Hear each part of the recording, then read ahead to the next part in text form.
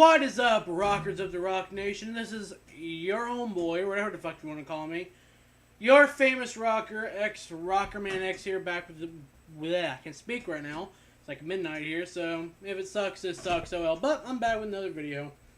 And this might be labeled as a rant video, but really it's more a discussion video, and I actually like other people's opinions too.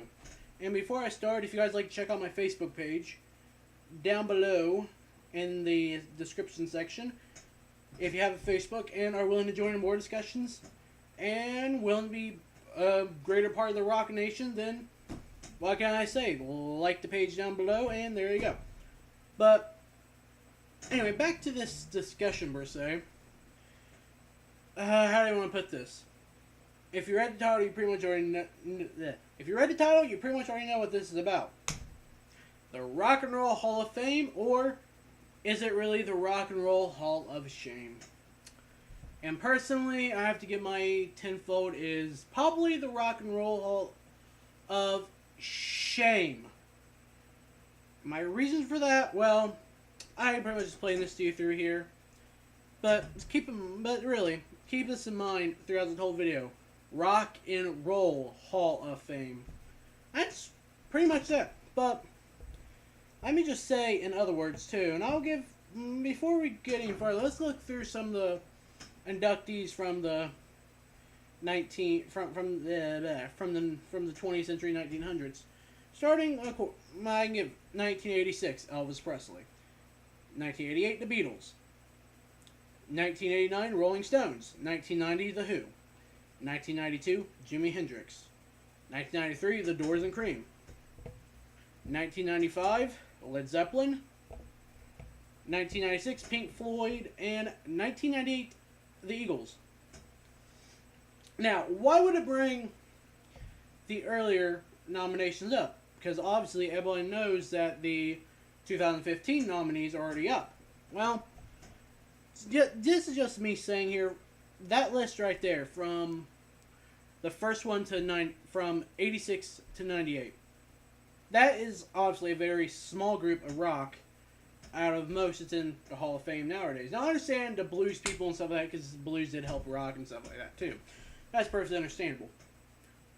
But my point being in this, it's like I said before, it's the Rock and Roll Hall of Fame. And from the first inductee to probably still some of the earliest, does represent rock pretty well. And really, I have nothing to say about that list. But when it comes down to it, let's skip forward to the 2000s, shall we? And really, I can show you, I can make a more viable argument of it being known as the Hall of Shame, in my opinion. Because right here is a list, and quite frankly, I don't understand their logic behind some of these. Why some of these got in before, why some of these got in after. 2001, Aerosmith and Queen. Seems fine there. 2002, the Ramones. In case people don't know, it's an old punk band. 2003, AC/DC. 2004, ZZ Top. 2005, U2. Any connection here that anybody's drawing so far? Let's continue. 2006, Black Sabbath, Lynyrd Skynyrd, and the Sex Pistols. Nothing yet. 2007, Van Halen. 2009, Metallica and Run DMC. And I say I put Run DMC in this is mainly because they did help rock, help more the rap and hip hop scene, but they did help rock a little bit too. For anyone who doesn't know about their whatever you call it, collab with Aerosmith and Walk This Way. Then you got 2010 with Genesis. 2011, after years of trying to get him in, Alice Cooper. 2012, you have Beastie Boys, Guns N' Roses, and Red Hot Chili Peppers. 2013, you got Public Enemy, and Public Enemy, of course, again, a collab with Anthrax, in case you don't know, Bring the Noise, and Rush. And then 2014, you have Kiss and Nirvana. Now, if anybody who doesn't recognize something wrong with this list are probably dumb fucks. And I hate to say that, but it's probably true. Again, because like I said, again, it's the Rock and Roll Hall of Fame, and these are a pretty good collection of rock band stuff from the 2000s. But here's the thing, people. Why would you two of all bands, get in there, say, before Black Sabbath, or per se even Metallica? Or I could even give a viable reason for Van Halen or Guns N' Roses. Or, on top of that, too, why would Aerosmith and Queen again before Black Sabbath? Now, don't get me wrong here. I like all these bands. But it really doesn't make sense now, does it? Why they have all these different people in these time periods from their respective thing. Because if I remember right, the rule is to get in the Rock and Roll Hall of Fame, it has to be 25 years after your first album is released until you can officially be nominated. Okay, you bear with me here. But as I said, why would Aerosmith and Queen get in per se to Lakes before Black Sabbath or them, pretty much? That's the thing. Or why would per se Guns N' Roses get in before the likes of Kiss? Now, like I said, nothing wrong with any of these bands. These bands are all great. It's just the way they run it doesn't make sense at all. I mean, there's people that I think that should have been a long time ago. To be honest, Kiss and Alice Cooper, because Alice Cooper, as I said, went in 2011. Kiss and Alice Cooper should have went in together, to be honest, or at least around the same time, and Kiss should not have went in 3 years after. And then you have Nirvana also in 2014. Now, if I remember right, that's the first year of nomination. But that's if I remember right. But still, my point taken. And then, and Guns N' Roses have no problem with them. It's just I don't understand the Rock and Roll Hall of Fame's logic behind putting in bands that should go in before others and after the others go in. Because there's plenty of bands I can think of that should be going in. Like, yes, Blue Cheer, Iron Butterfly, fucking Iron Maiden, for God's sake, should win in, people. Huh, and that's when it really ticks me off why they're not in there yet. Oh, God.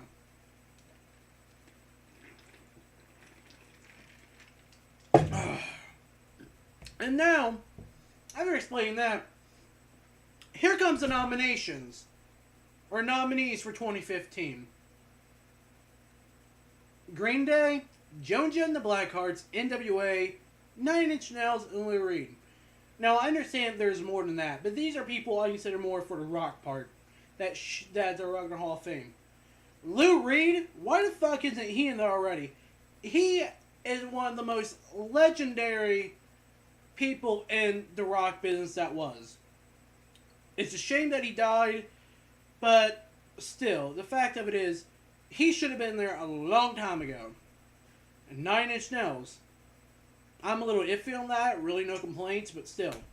NWA, they've done a lot for the hardcore rap or underground circuit there. But here's they did more for rap and hit underground stuff. I mean, yeah, I can see where they can correlate with rock, just like Beastie Boys even too. But when I was going to go Public Enemy or per se Run DMC, them getting in blah blah, I can see there. Joan Jett and the Blackhearts, she was nominated multiple times in a row. And I remember, if I remember right, she was last year as well. Here's the fucked up part. Joan Jett and the Blackhearts, for them being an all-female group and actually doing what they did for rock as well, they also should have went there a long time ago. It's just really stupid the way how they run things. I mean, that's all I really got to say on that part. And then you have Green Day. Now, don't get me wrong here, I like Green Day. They're a good band and all that, but